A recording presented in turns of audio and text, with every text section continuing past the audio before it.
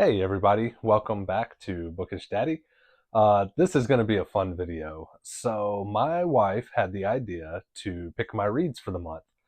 I came in here, I didn't look at the bookshelves or anything to see what was missing, and she has already picked a book or books for the month, and I'm going to get them, read them, and do a vlog with them. So let's see. I'll close my eyes. She's going to bring in some books, and we'll see what we got.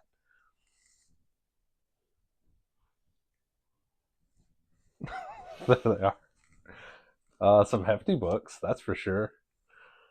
Caraval. Oh, nice. I have been actually really badly wanting to read these.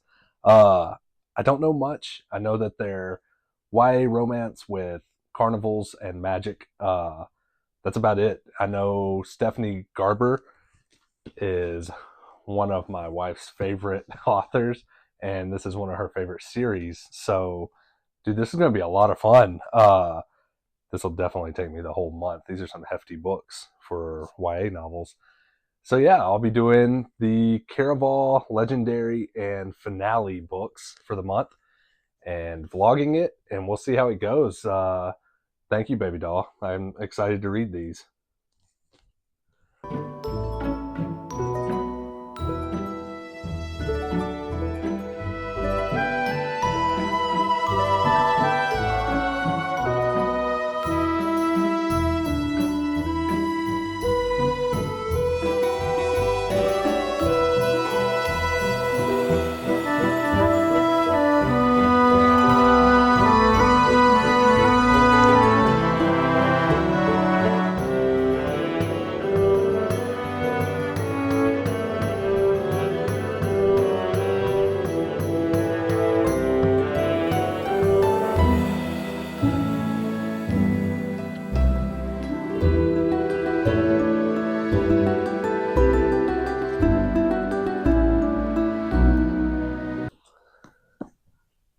All right, we are about halfway through the book, and so far I am loving it. It is very whimsical. It is very trippy. It's almost dreamlike. What's going on in the book right now? It does. I wouldn't say it feels like a thriller, but it does keep you on the edge of your seat, wondering what's going to happen. I guess a big part of that is not knowing what's a dream, what's real, where reality and this game all kind of tie together. They're still trying to find the person that is missing, and the stakes keep going higher and higher the closer I get to the end of the book. I'm very curious to see how this ends and what is going to happen. And I highly recommend this book for fall time. It has been very good fall vibes, especially if you're like October, Halloween time. It's all in a carnival festival feel. Uh, Very whimsical, which I love. So I'm enjoying that. And yeah, that's kind of where I'm at halfway through this book is the stakes keep going up and up. And I'm very curious to see how this game ends and what is real and what is fake.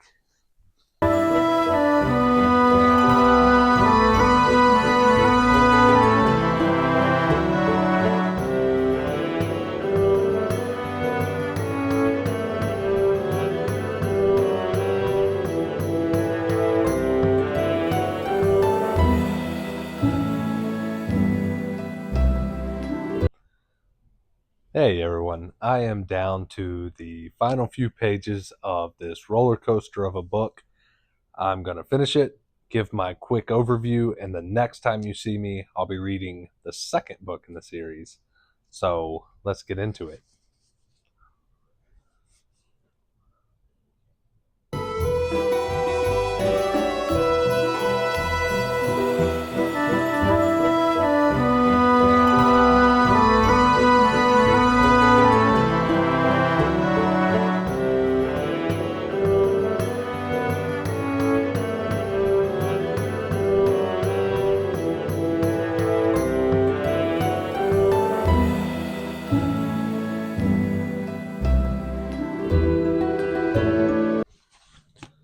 All right. I just finished it, and it was just as phenomenal as the rest of the book. The twists, the turns, the mystery behind the book, and being able to tell a YA so well. I give this 5 stars. Obviously, it was phenomenal. I cannot wait to get into the second book. Uh, Man, if you're looking for a good fall read and you haven't read this series yet, and you like YA books with a little bit of a slow burn, very like theatrical feeling, almost, yeah, almost like, I wouldn't say circusy, more like theater or play with lots of dark vibes, then you would love this book. Super fun. I can't wait to read the next one. And the next time you see me, hopefully I'll be a good way into it. Okay, so I started the second book, Legendary, and I am loving it so far. So I'm about almost halfway in, and I don't know if I like it as much as the first book. It's still a really good read. I'm just trying to decide which one's better so far. So now we're following Tella, which is Scarlett's sister, and we have 2 new male protagonists who are giving off like shadow daddy vibes. This book still has the like Caraval feel to it, but it also has different elements to it that make it feel a little bit different. So they did give it a good twist. I don't want to go too much into detail on that, but it did bring a lot of like new magic systems and new people and some old characters back in, uh, that are all really cool and have a lot of cool like abilities. There's a couple characters in this I'm curious about to see what they're going to do. And like I said, I'm still trying to figure out if I like Tella as much as her sister. Because in the first book, I didn't, like, not even close. Scarlet was by far my favorite character. And now that we're getting the other perspective, I still haven't decided. I'm leaning towards liking Scarlet more, but as it goes on, I'll let you know. This does have a lot of the same, like, keep you on the edge of your seat. Still those good, like, YA carnival, like, fall vibes. We're getting a little bit closer to winter, and I would say it still gives off winter vibes. I wouldn't say it's just fall. I would say a good October to December read. And that being said, I'll get back into it, and yeah, I'll let you know what I think as I go on.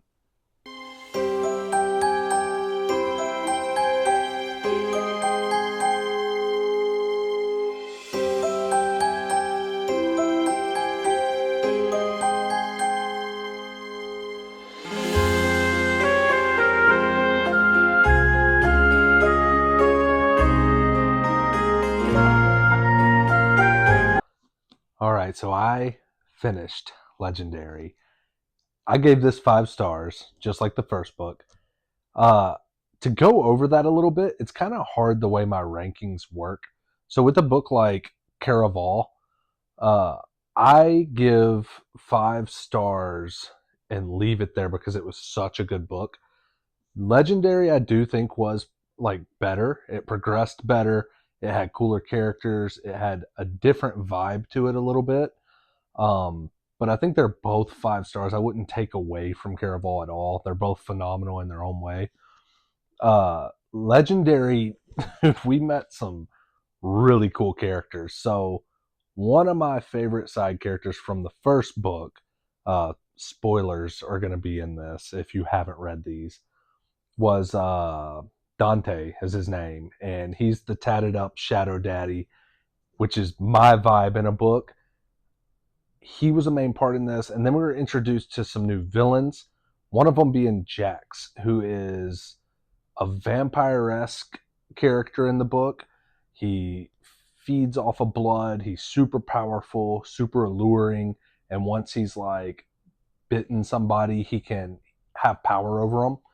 Uh, he is super powerful. He's doing all kinds of crazy stuff in this, and we have these characters called Fates, which is what he is, and they've kind of been trapped, and now they're breaking free. And it seems like almost like a rat race for who can get the power first, whether it's uh, the Fates or Legendary.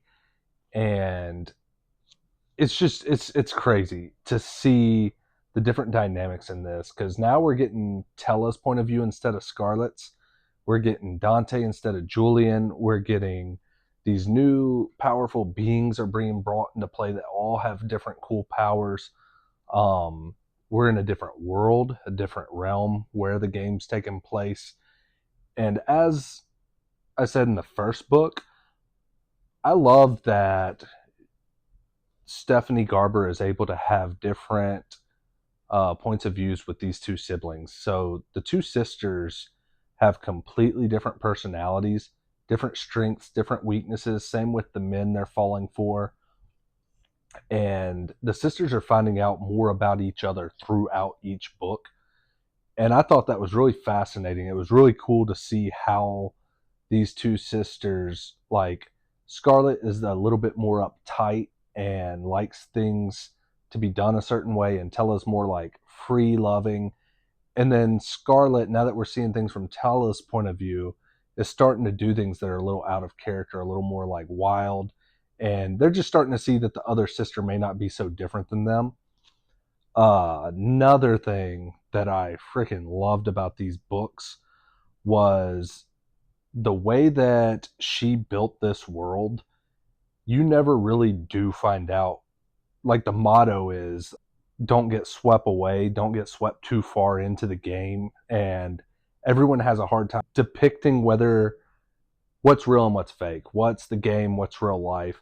And no matter how many times someone tells her or tells you, hey, this is all just a game, when you're actually being physically hurt or you think you are, or things are happening that you think shouldn't, and it's just it's crazy to see like the lines start to blur in both the books where everyone's telling them, hey, it's just a game, and even you as a reader know that everything in this book is a game, but then they start to test your brain, and you start wondering, like, is it really a game? Because it seems like she's really getting hurt, or it seems like this is really happening, but they told me at the beginning that would happen. You can get swept away in Caraval. I thought that's so fascinating, super cool. And two books in, I still don't really know where the line is. What's real and what's fake? What's the game and what's real life? And I thought that was a super cool concept. So yeah, 5 stars for this one and the first one. And now it is time to get into the third and final finale, which I've heard is phenomenal, and I cannot wait to get to know some of these other characters, and I'll let you all know what I think.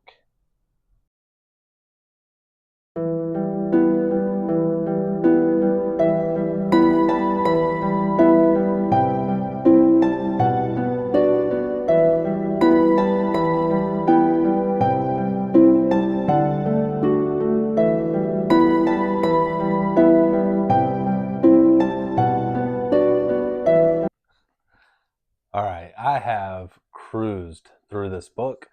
I am on the last chapter. I figured I'd do a little reading on camera, and then I'll go over what I thought about the book and kind of the premise. So let's get into it.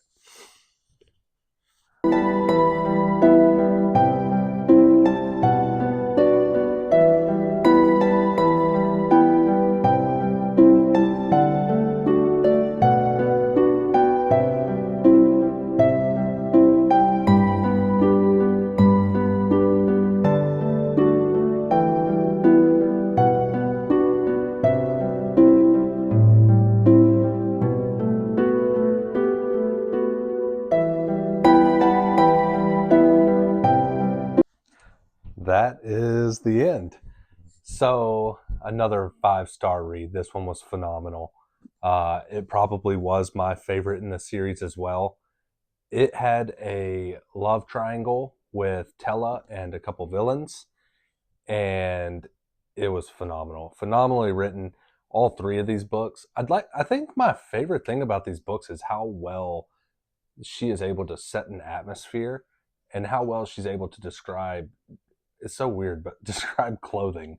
Uh, I really like the dresses and gloves and headdresses and all the like attire that all the men are wearing. She goes into very good detail of like even the buttons and the collars, and it really paints a super vivid picture.